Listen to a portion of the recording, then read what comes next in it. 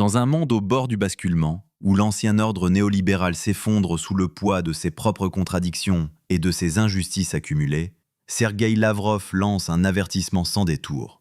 La multipolarité n'est pas un choix, mais une réalité objective qui remplace le modèle néolibéral dépassé, fondé en substance sur des pratiques néocoloniales. Tandis que l'architecture financière mondiale vacille, minée par l'effondrement de la confiance dans le dollar, par les sanctions arbitraires et par une dette planétaire hors de contrôle, il rappelle avec force. Il est inacceptable de continuer à utiliser le FMI et la Banque mondiale pour perpétuer des pratiques néocoloniales. Dès lors, une question cruciale s'impose. Les BRICS sont-ils en train d'imposer un nouvel équilibre mondial et de libérer les nations du Sud des chaînes d'un système conçu pour les asservir? Suivez la vidéo jusqu'à la fin, aimez et partagez et donnez vos avis en commentaire. Merci pour votre précieux soutien. Je vous remercie, Monsieur le Président Lula. Mesdames et Messieurs les chefs de délégation, Mesdames et Messieurs, le multipolarisme n'est pas un choix, mais une réalité objective. Il vient remplacer un modèle néolibéral dépassé, fondé en réalité sur des pratiques néocoloniales. Les premières manifestations des défaillances de ce modèle ont été les crises économiques des dernières décennies. La pandémie de Covid-19 a mis en lumière de nombreuses faiblesses du système commercial et financier mondial, accélérant sa fragmentation. L'érosion des structures de la mondialisation s'est aggravée sous l'effet de sanctions unilatérales illégales. L'utilisation du dollar comme arme de sanction. La confiance dans la monnaie américaine, autrefois considérée comme un moyen de paiement fiable, a été ébranlée. Un autre facteur négatif est l'augmentation rapide du fardeau de la dette. Aujourd'hui, les pays en développement dépensent plus pour le service de la dette qu'ils n'investissent dans leur propre développement. La situation devient incontrôlable même dans les pays développés. La majorité mondiale est intéressée par la création de mécanismes de développement indépendants de l'Occident. Le moteur de cette transformation est le BRIC, qui s'efforce de mettre en place une architecture économique mondiale plus stable, fondée sur les principes d'universalité, de transparence et de non-discrimination, ainsi que sur l'égalité d'accès aux opportunités et aux instruments existants. Comme cela a déjà été souligné, la réforme des institutions de Bretton Woods revêt une importance clé, celle-ci devant refléter le véritable rapport de force dans l'économie mondiale. Il est inacceptable de continuer à utiliser le FMI et la Banque mondiale pour maintenir des pratiques néocoloniales. Une situation similaire se présente à l'Organisation mondiale du commerce, où le travail de règlement des différends est bloqué depuis de nombreuses années. L'an dernier, un mécanisme informel de consultation des BRIC sur les questions de l'OMC a été lancé. Nous comptons sur une harmonisation rapide des positions communes et sur le début de leur mise en œuvre concrète. Les problèmes de financement du développement deviennent de plus en plus aigus. Selon les estimations de l'ONU, le déficit s'élève à 4 200 milliards de dollars par an. Faute de ressources suffisantes et de la possibilité d'obtenir des crédits à des conditions acceptables, les pays du Sud global sont contraints de compter sur l'aide publique au développement.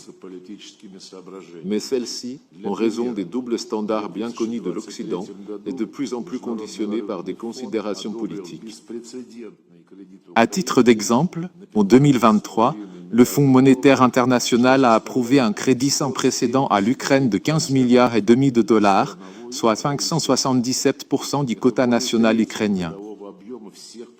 Cela représente plus d'un tiers du volume annuel de tous les programmes du fonds. Et par le biais de la Banque mondiale, il a été annoncé, depuis le début de l'année 2022, l'octroi à l'Ukraine de près de 54 milliards de dollars. Au total, ces sommes allouées à l'Ukraine dépassent 2 fois les volumes annuels d'affectation des structures de Bretton Woods à tous les pays d'Afrique. Pour mobiliser des ressources en faveur du développement, la Russie a lancé une initiative visant à créer, dans le cadre des BRIC, une nouvelle plateforme d'investissement avec la participation de la nouvelle banque de développement. Sa mise en œuvre doit être soutenue par nos efforts communs pour transformer la NBD en un institut de développement innovant, axé sur les besoins de ses actionnaires et non soumis à l'influence de la conjoncture extérieure. Nous apprécions hautement les efforts de la présidente de la NBD, Dilma Rousseff, dans cette direction. L'intelligence artificielle devient une technologie d'importance cruciale.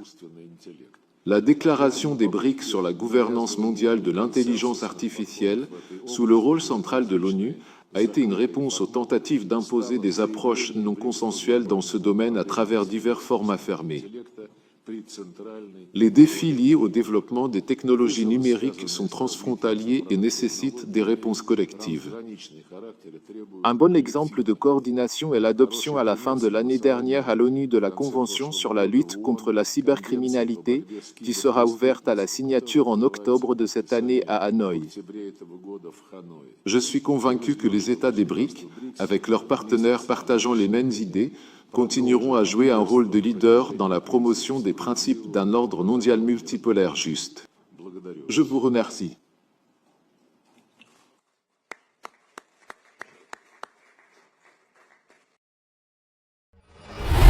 La déclaration de Sergueï Lavrov au sommet des BRICS nous invite à réfléchir profondément sur les transformations majeures qui redessinent les équilibres internationaux.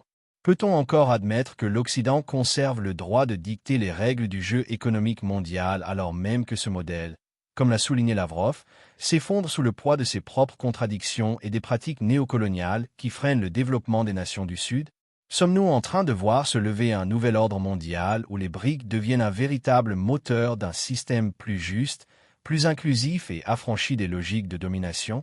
Face à l'effritement de la confiance dans le dollar, à la dette insoutenable qui freine le progrès des peuples et à l'utilisation des sanctions comme arme géopolitique, n'est-il pas temps de bâtir une nouvelle architecture financière internationale fondée sur l'égalité, la transparence et la réciprocité? Il nous enseigne l'importance de la souveraineté économique et de l'indépendance stratégique dans un monde instable, la nécessité de bâtir des alliances solides fondées sur des intérêts partagés plutôt que sur des rapports de force, et l'urgence d'investir dans l'humain face aux défis des technologies émergentes comme l'intelligence artificielle. Lavrov nous rappelle que la solidarité et la coopération sont des leviers puissants pour transformer les rapports de force globaux et pour ouvrir des voies nouvelles de développement. Ces idées peuvent-elles réellement s'imposer face aux résistances des puissances dominantes, ou resteront-elles des idéaux difficilement atteignables? Et dans ce contexte, comment chacun de nous, à son échelle, peut-il contribuer à ce mouvement en s'inspirant de ces principes d'indépendance, de lucidité et de coopération? Suivez la vidéo jusqu'à la fin. Aimez et partagez et donnez vos avis en commentaire. Merci et à très bientôt.